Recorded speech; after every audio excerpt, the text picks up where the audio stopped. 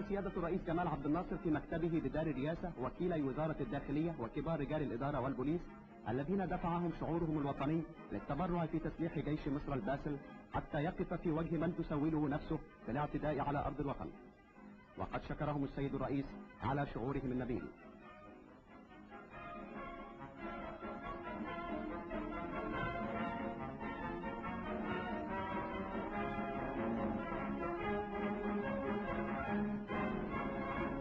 وأقيمت بنادي ضباط البوليس بالجزيرة بطولة التنس السنوية التي خصص دخلها لتسليح الجيش.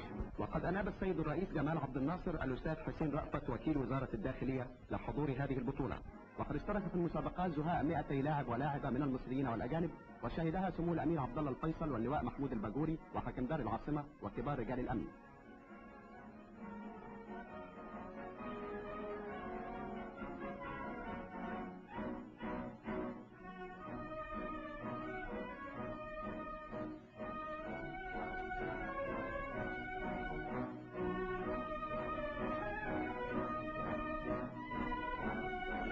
وفي نهاية الحفل وزع السيد نائب الرئيس الجوائز على الفائزين.